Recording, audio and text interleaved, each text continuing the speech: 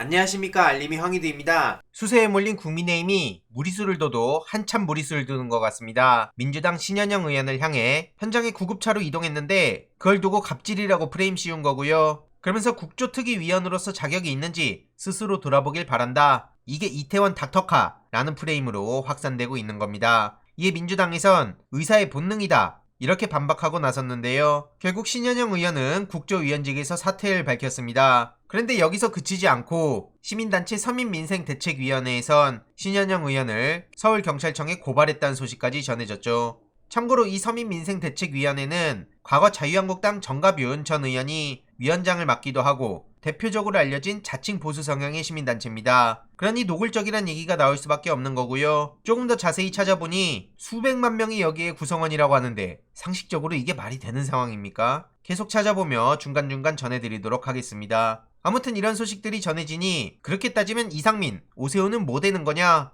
그 시간에 놀고 먹고 하는 사람들보다 더 문제라는 거냐? 이런 지적들이 이어지고 있고요. 오늘도 유족분들은 우리가 그렇게 우습냐? 국민의힘은 왜 아무도 오지 않았냐? 이렇게 비판의 목소리를 높였습니다. 국정조사는 하는 건지 안 하는 건지, 희생자가 왜 협상 도구인지 묻지 않을 수가 없는 거고요. 이해로도 지금 윤석열 정부는 언론 탄압, 국민 탄압, 유족분들은 계속 분열시키려 하고 제대로 된 진상규명을 막으려 하고, 이게 현실 아닙니까? 그걸 또 국민의힘 지방정부가 그대로 배워서 언론 탄압을 하고 있고, 시의원들은 망언 쏟아내고 있고 조롱하고 있고, 가관도 이런 가관이 있을 수 없습니다. 게다가 대통령실은 정신 못 차리고 이명박 씨에게 생일 축하 선물을 보내고 있습니다. 이러니 비판의 목소리가 나올 수밖에 없는 거죠. 게다가 대통령은 교육감 직선제를 폐지하자는 취지로 목소리를 높이고 있는데 정말 어이가 없는 건 교육부의 태세 전환입니다. 최근 윤석열 대통령이 시도지사와 교육감을 묶어서 동시에 선출하는 러닝메이트제를 도입하자고 제안했는데 문재인 정부 당시 교육부는 이걸 반대했습니다. 교육의 정치적 중립성을 침해할 우려가 있다는 이유였는데 정권이 바뀌자마자 의견 수렴도 없이 입장을 바꿨다는 지적이 나오는 거죠. 이것도 계속 지켜볼 대목이고요.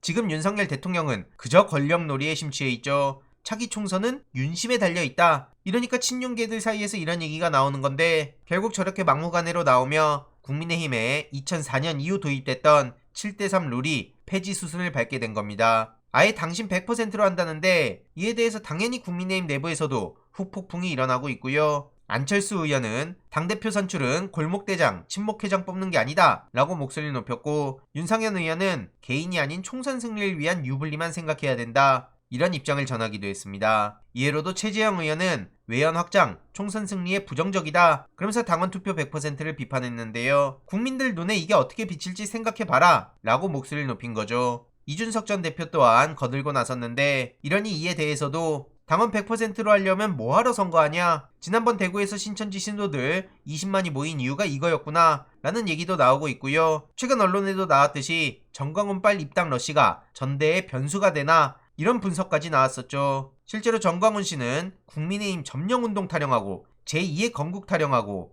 그러더니 정광훈을 추천인으로 적는 입당 원서가 밀려 들어왔다는 얘기까지 전해진 바 있습니다. 참고로 제명 얘기까지 나왔던 정광훈 씨의 2단 규정을 한기총에서 최근 유보했다는 소식이 전해졌는데 이 흐름이 왜 이렇게 변해가는지도 계속 지켜볼 대목이고요. 지금 대놓고 표적이 된 유승민 전 의원은 축구하다가 골대 옮기는 법 있냐? 36 코미디다 라고 비판했고요. 방금 전 MBC 생방송에 나와서 이러면 국민의힘이 아니라 윤심의 힘 아니냐 라고 꼬집기도 했죠. 물론 김종혁 비대위원 같은 사람은 이걸 또 가만히 냅두고 있지 않는데요. 윤핵관으로 알려진 이철규 씨도 유승민 전 의원을 저격하고 서로 진흙탕 싸움이 계속해서 이어지고 있습니다. 앞으로 그 분열이 더욱 커질 것으로 보이고요. 이런 와중에 또 흔한 양비론자 조정은 의원이 이상민, 이재명 동반 사퇴를 요구하고 있습니다. 지금 분위기 파악이 전혀 안 되죠. 우리 정치가 아무것도 못하고 있다고요? 오늘 새벽 단독 보도로도 나왔는데 이재명 대표가 내년 2월 방미를 추진한다고 합니다. IRA에 대한 한국의 우려를 미국 의회에 전달하기 위한 목적이라고 하는데요. 윤석열 정부의 무능도 드러내고 제1야당 수장으로서 대안적 리더십도 부각시키고 경제 외교로 정면 돌파를 하고, 이런 기사는 조정은 의원 같은 사람들 눈엔 안 보이나 봅니다. 이후로도 백경란 청장은 질병청장직을 내려놓으며 먼저 떠나게 돼서 미안하고 안타깝다 이런 메시지를 전했다고 하는데 당연히 비판적인 목소리들이 쏟아지고 있고요. 그냥 저렇게 나간다고 끝날 문제가 아닙니다. 백경란 남동생 가족지위 이용 논란, 질병청장 바이오주를 비롯해서 주식 관련 논란, 이 문제도 반드시 책임을 지게 만들어야 되고요. 후임으로 온 지영미 신임 질병청장도